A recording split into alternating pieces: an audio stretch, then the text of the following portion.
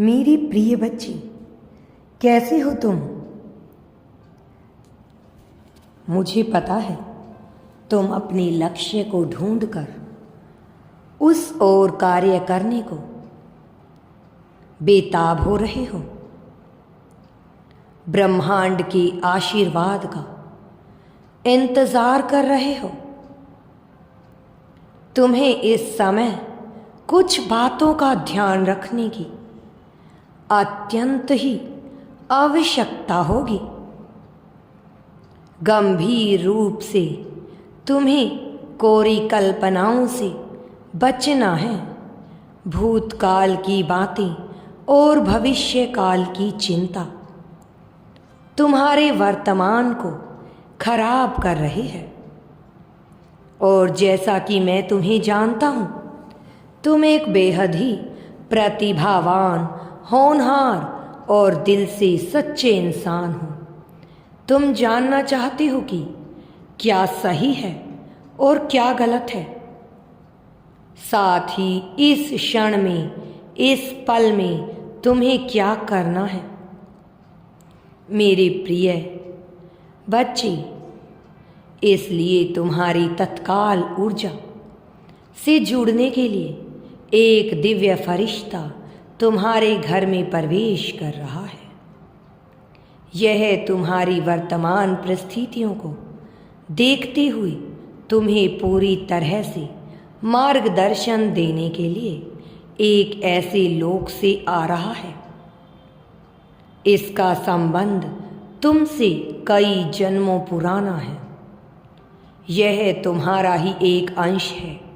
वास्तव में तुम्हारे ही पूर्वजों में सम्मिलित एक ऐसा मनुष्य जो संत रूप में हुआ करता था, जो लोगों को अपनी वाणी से, अपने ज्ञान से और अपने विवेक से दूसरों को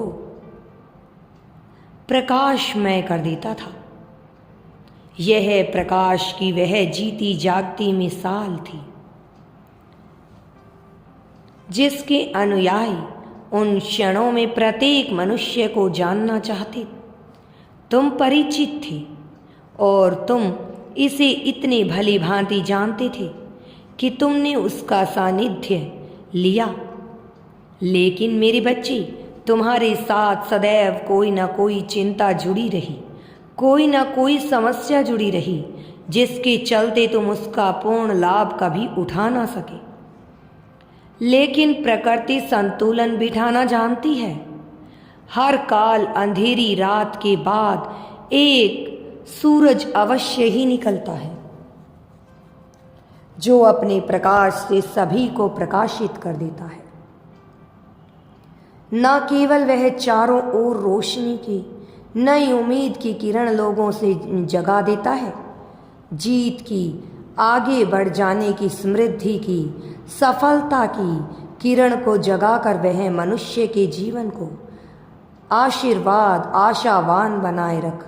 लेकिन यह आशा कभी कभी घनघोर निराशा में बदल जाती है, जब मनुष्य अपने कर्मों को बेहतर नहीं करता, जब मनुष्य अपने विवेक से न चलकर दूसरों के अनुसार कार्य करना प्रारंभ करता है। तब कई बार विपरीत परिस्थितियां उत्पन्न होती हैं। मेरे बच्चे, तुम निडरता से काम लो, आगे बढ़ो। यदि तुम यूनिवर्स पर विश्वास करते हो तो कमेंट में धन्यवाद यूनिवर्स लिखकर चैनल को सब्सक्राइब करो। तुम्हारा कल्याण होगा।